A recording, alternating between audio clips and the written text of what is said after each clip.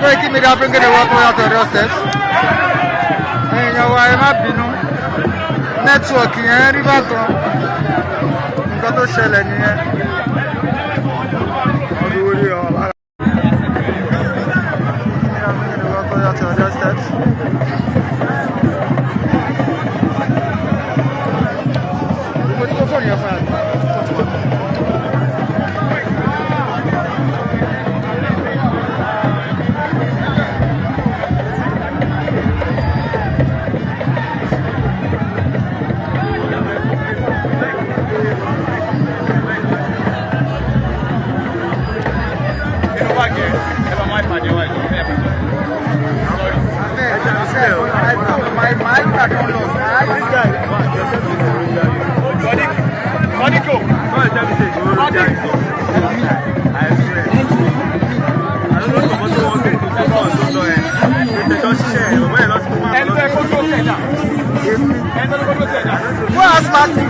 Nobody give money. Now Matthew, now somebody give money. Now money we say for, we say we dey buy. I bet what if you have to do for my, I say my iPad, my phone back, and I answer back.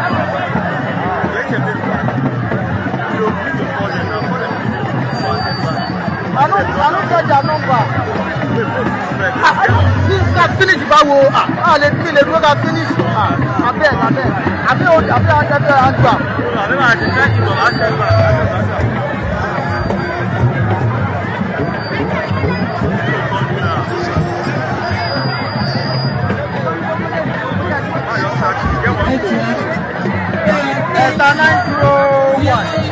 I don't try to say that USD clinic or no work. See them over here, we are coming over here to the photo tomorrow. We don't need your name at this time.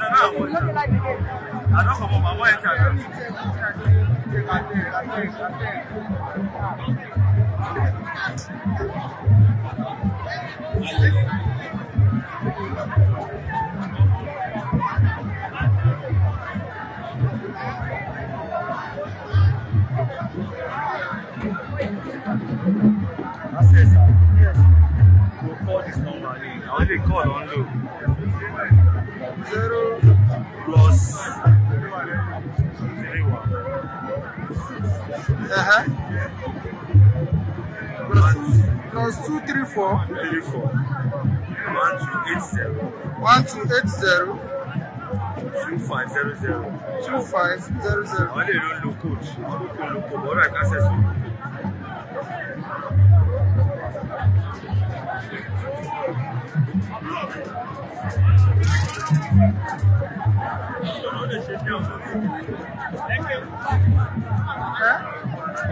Ewo mi sai wa nǹkan ṣe mí. Ewo ake ṣe máa ewo. Ti mi le jare. Mo ní nǹkan ṣe mí ẹ sọ fún mi pé ẹ sínú bá ju orí tó lè ṣe máa gbé. Máa gbà náà. Máa gbà kí ló dé. Èrò lára power bank.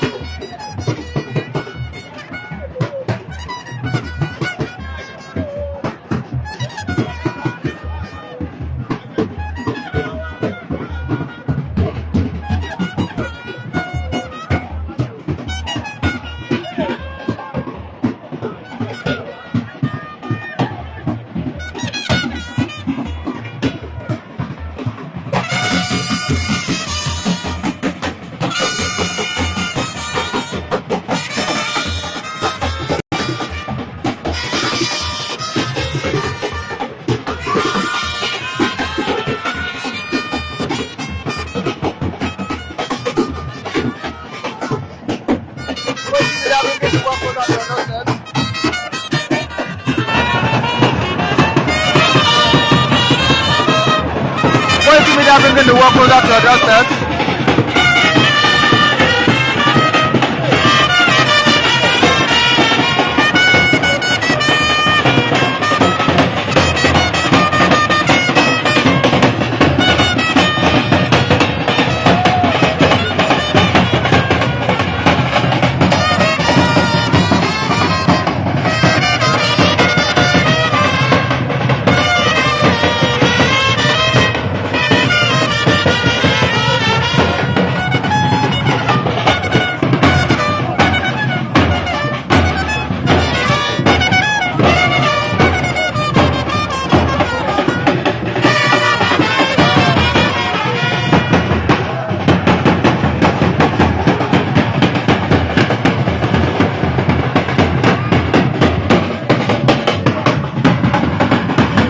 Koikimedia bringing the work closer to your doorstep.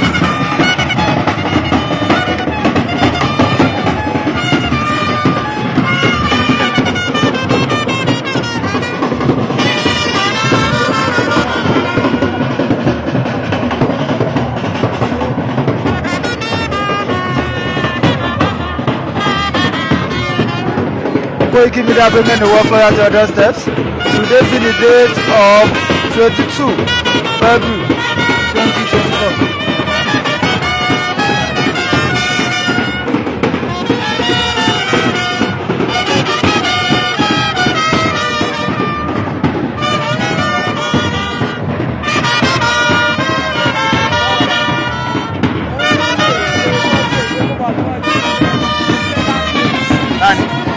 That's for the last game.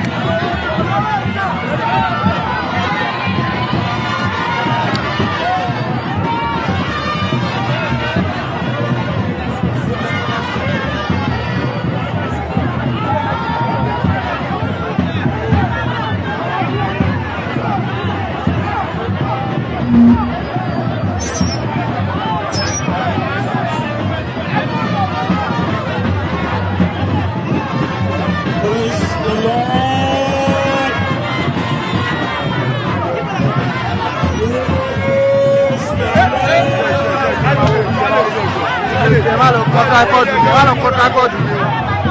àwọn gbogbo àwọn ìròyìn tí a dúró wípé kí ẹnìkan kan wá ẹgbẹ́ ká wá ìgbà ìgbòho sí. gbogbo ẹ̀ náà kọ́ ló máa dúró síwájú àbí dúró lẹ́gbẹ̀ẹ́.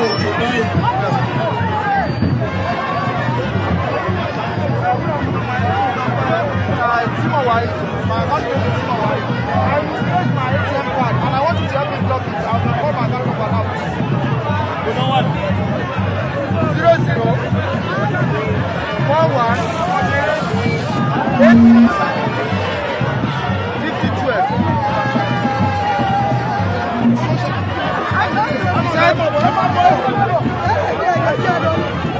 I should what? Jimo White.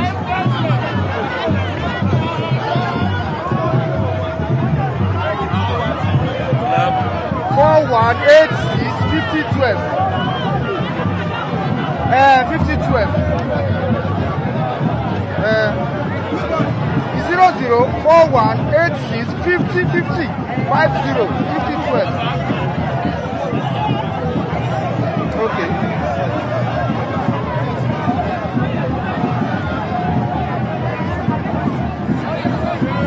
Okay, I'm with you, please.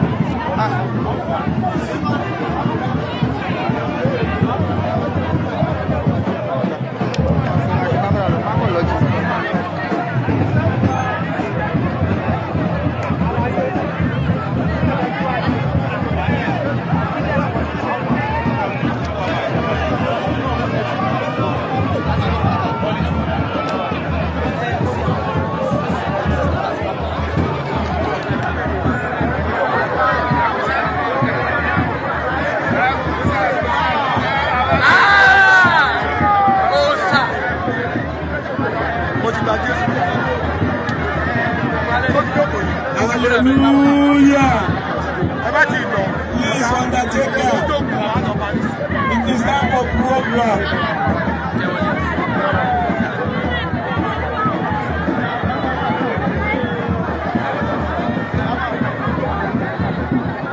Ó ti tó àkókò láti bẹ̀rẹ̀ ètò ìsìn alẹ́ onígbàgbọ́. Ẹgbẹ́ náà wá ibi jókòó. Ẹ dábẹ́ lọ jókòó, ẹ dábẹ́ jábọ̀ lọ láyé, ẹ dábẹ́ lọ lọ.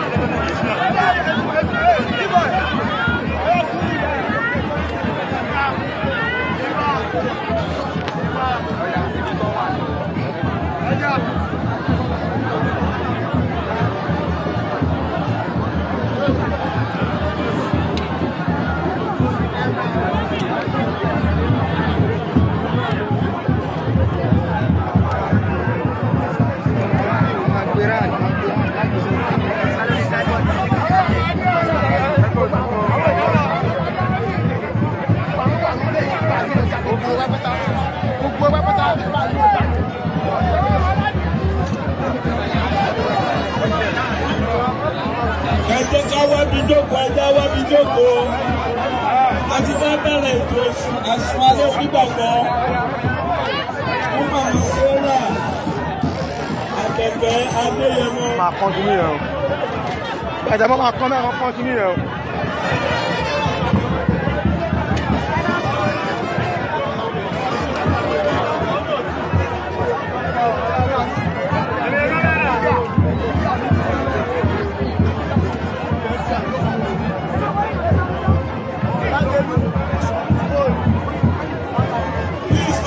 That was once more.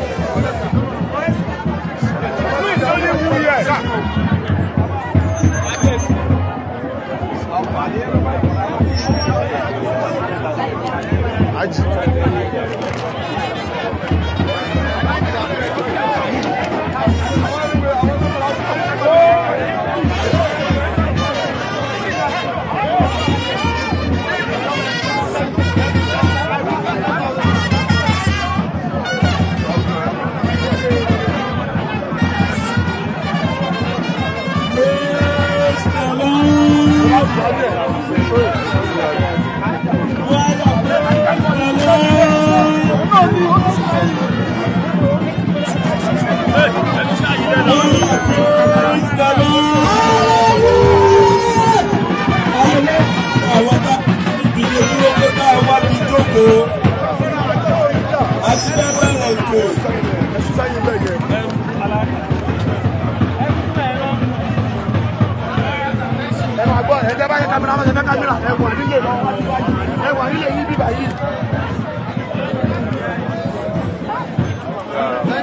Praise the Lord. Agbábẹ́rẹ̀ gbogbo ní orúkọ Ọlọ́run tó ní ayé àti ọ̀run. Torí náà ń rọ gbogbo àwa ènìyàn tá a wà ní ìdìde dúró. Pé ká wá ibi tí a ó jókòó sí. Ká fún ètò ìsìn ní ọ̀wọ̀ tó dára.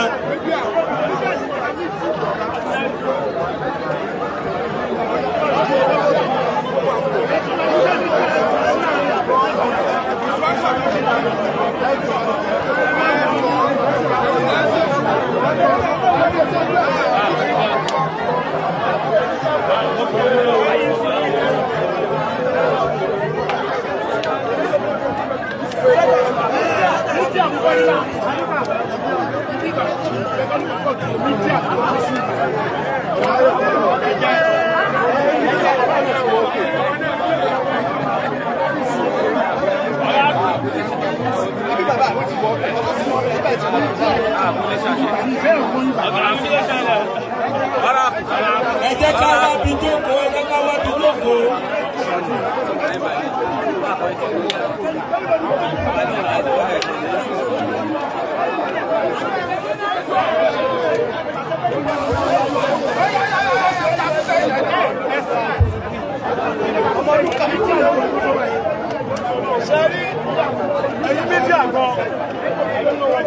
Ẹ jẹ́ kí gbogbo wa wá bí ká ó jókòó sí ká lè bẹ̀rẹ̀ ètò yìí lásìkò. Ẹ̀yin mídíà, ẹ̀yin ló sì síwájú.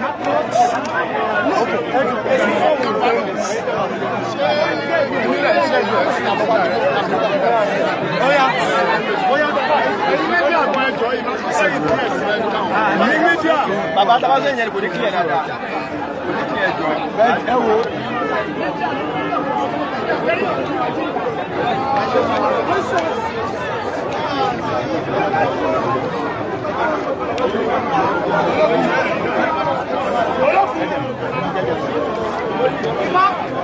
Sorry.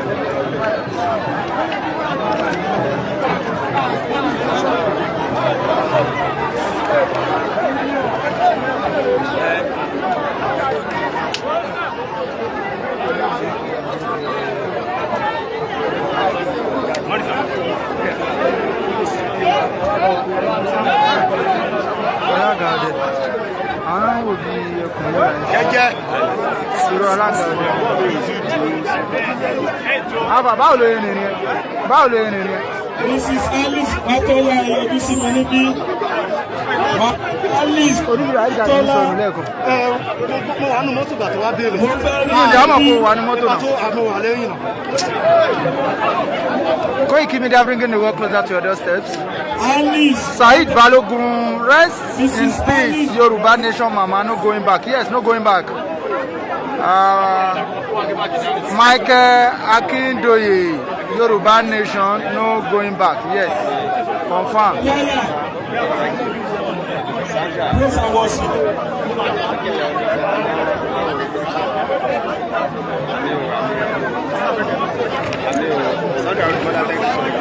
Praise the Lord. Praise the Lord. Praise the living Jesus. That's the Lord.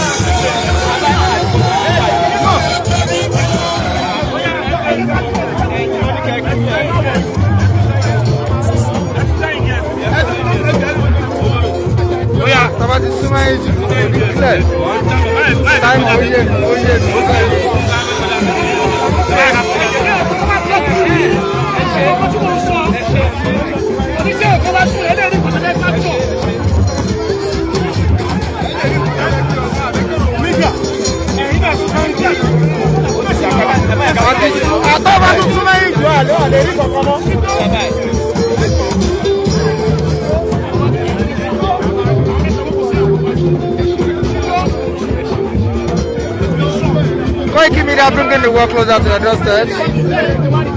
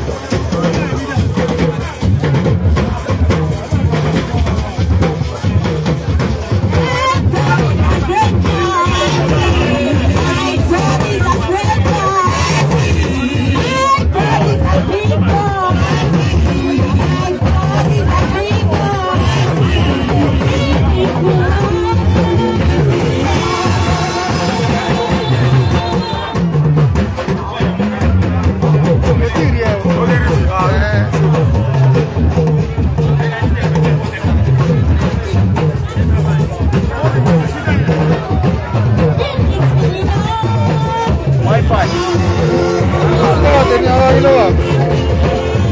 Owó yín ló wà sẹ́ni ìgbà lọ́wọ́ yín. Òkun gbọ́. Ọdún kan ló tàn fún ẹ, ọdún kan ló bẹ́ẹ̀ bí ìjọba ìgbà náà dẹ́pẹ́ sí.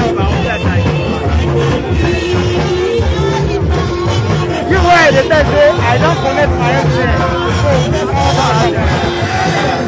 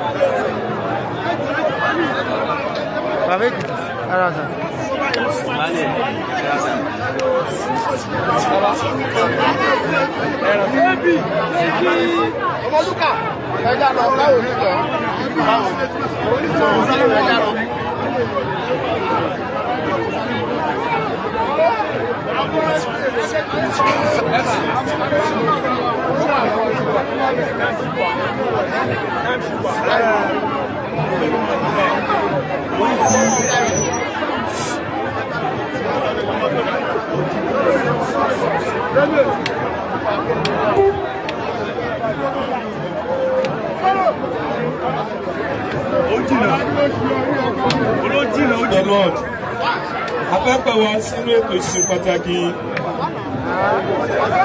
Ẹ jọ̀wọ́ fún àkókò fún ìpèsè ìsìn. Ẹ jẹ́ kí a farabalẹ̀. Ìwà yóò ràn wá lọ́wọ́. Ó sì wí fún mi pé má ṣe fi èyí fi ọ̀rọ̀ ìsọtẹ́lẹ̀ tí inú ìwé yìí nítorí ìgbà kù sí dẹ́dẹ̀. Ẹ mú ṣe aláìsòótọ́ kí ó máa ṣe aláìsòótọ́ ìṣó àti ẹni tí ń ṣe ẹlẹ́gbẹ̀ẹ́ kí ó máa ṣe ẹlẹ́gbẹ̀ẹ́ ìṣó àti ẹni tí ń ṣe olódodo kí ó máa ṣe olódodo ìṣó àti ẹni tí ń ṣe mímọ́ kí ó máa ṣe mímọ́ ìṣó. Kíyèsí èmi ń bọ̀ kankan èmi ní sì ń gba pẹ̀lú omi láti sanko olúkúlùkù gẹ́gẹ́ bí iṣẹ́ rẹ̀ ní ìsinmi a kò wá sí ìsìn náà ní orúkọ ti bàbá àti ní ti ọmọ àti ní ti ẹ̀mí mímọ́. A ń tẹ̀síwájú lábẹ́ ètò ìrẹ́lẹ́dẹ́ra yìí nígbà tí a ló ń gbàdúrà ọpẹ́. Ẹ jẹ́ ká gbàdúrà. Akínládé Abdulkabir Ọláìtàn Alápàjí 1 ẹkùn ọkọ̀ Fúlàní. Adúpẹ́ gbogbo ọ̀nà tẹ́ fi darapọ̀ mọ́ wa ní ìrọ̀lẹ́ yìí. Adúpẹ́ fún ìrìnàjò àmọ̀ rírì òre yìí lórí ayé wa olú àgbà ọpẹ́ wa. Ayé ẹgbẹ́ ayé wa. Alọ́mbà ìsàbí kí wọ́n pe ní crew members. Wàá jò kìtà fún mi mọ́ sáà ìdájà rẹ̀. Ọmọọṣẹ́ ni ọ̀dẹ́ ní. Lọ́fọwọ́ tó ọ̀sán ẹ̀ kọ́ ọ̀nà ojú bí ìlú àjọ. Ó dẹ̀ blọ́ọ̀kù bí wa. Koikimedia bringing the world closer to your doorstep.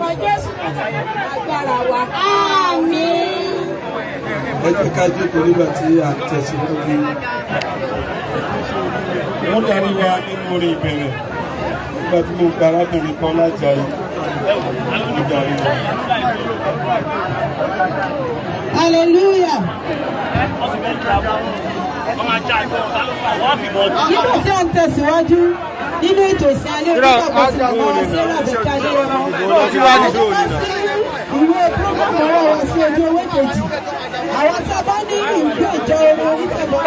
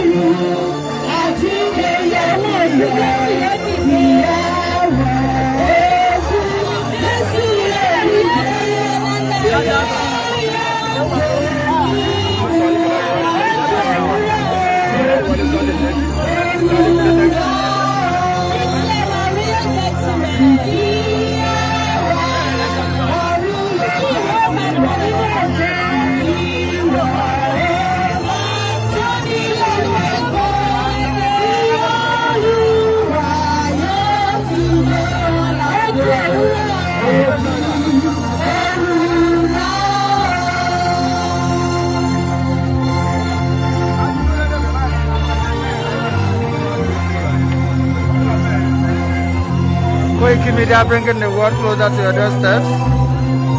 Today being the date of 22 February 2024. We love you.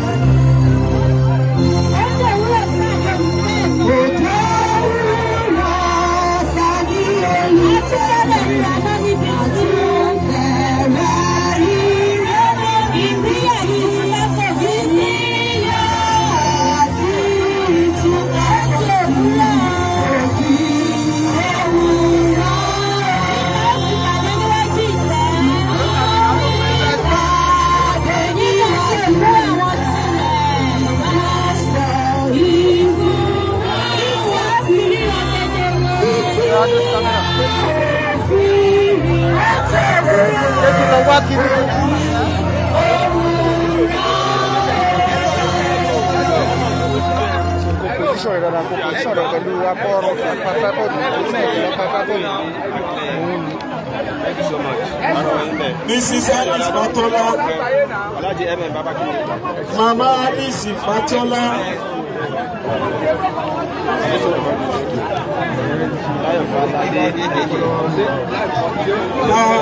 ẹgbẹ́ àwọn tí wọ́n gbé àga sílẹ̀ yẹn tí wọ́n jókòó ẹ bá mi sọ fún wọn kí wọ́n gbé àga yẹn kúrò gbogbo àgbẹ̀ yẹn lè nítumọ̀.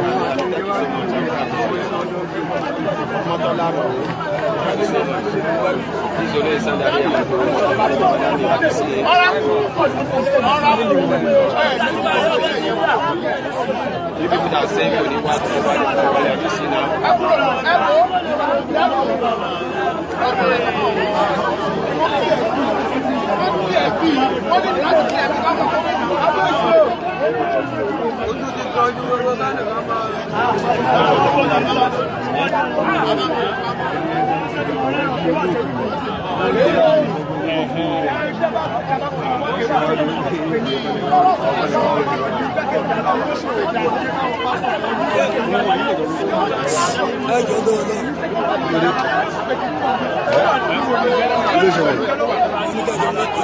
àyè tó ń gbà ní ibẹ̀ ló ń gbà bó ṣe nígbà yìí. kò ní ìdíjà ìkọjọ níwájú ọlọ́jọ́ sọ ohun yẹn ti lé jù. Ó ti wálẹ̀ ohun yẹn ti wálẹ̀. ìkọjọ ní wánà. Ó ti wálẹ̀ báyìí. Ifá gọ́gọ́ mo fẹ́ lọ bá. Mídíà Yorùbá gọ́gọ́ ni. Ifá ti jáde rẹ̀. Ọ̀nà bẹ̀rẹ̀ lẹ́ máa gbà. Ṣé mídíà Calabar ni? Mídíà Yorùbá ni mídíà Calabar ni. Tí a lọ láti ka ọ̀rọ̀ Ọlọ́run. Wọ́n kó lójú ọgbọ́n náà. Ẹ̀ka fún ìsìn India lọ. Ní ìsìn ní kó lè ní ìtumọ̀ tó bá rí lọ. Ojú àpò ìyẹn kò kí ẹ̀ dáadáa ẹ dákun. Mo ló ṣe ọba yìí náà. Ṣé èmi fi wọn bíbá tí mo wá kàwé ẹ̀ tó dúró ni. Àwọn náà ló rú èmi náà wá kò ṣe pé èmi náà rọra mi wá. Germany mo ti rú èmi wá. So àwọn náà mọ ẹni tó rán mi wá. Gbogbo sọ̀rọ̀ pé kí ni àjọ wá ṣe rí níbí báyìí. Ẹbí sọ̀rọ̀ yìí. Ó máa pákéjì lọ tí ó ṣe pákéjì. Ó ṣèjà náà ẹ̀ náà. Everybody náà ló wá bíbá fún mi. Ayọ̀lẹ́dì ìfẹ́ olúwa. Respect wọn mú. Ìjọba ní ẹgbẹ́ ìjọba ń bí lọ. Tó máa ń bá ìbò gbọ́kọ̀ sí. Jẹ́ ń gbọ́kọ̀ sí ọwọ́ yìí. Jẹ́ ń gbọ́kọ̀ sí. Ìbílẹ̀rì. Ó máa dùn lọ́wọ́ Kó lójú ẹ̀ náà. wọ́n ní kẹ́ máa wọ́n mọ̀ múlẹ̀.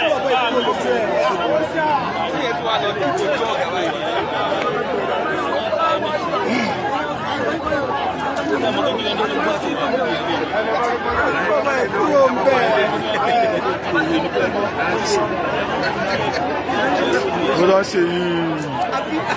Fojú ọ̀gá lẹ̀ náà. Tí ni wọ́n ti fẹ́ já dúró nù.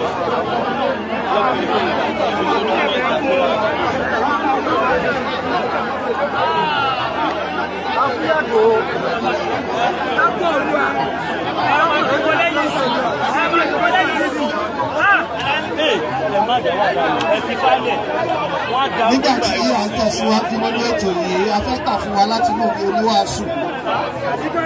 Ìwé oníwàásù, àwa tí a gbé bíbélì wa lọ́wọ́ ẹ jẹ́ ká sí sí inú ìwé oníwàásù orí 12. A ó bẹ̀rẹ̀ sí ní ká láti ẹsẹ̀ ìkíní dé ẹsẹ̀ ìkẹjọ. Ìwé oníwàásù orí 12 láti ẹsẹ̀ ìkíní dé ẹsẹ̀ ìkẹjọ. Ọ̀rọ̀ Ọlọ́run kà báyìí.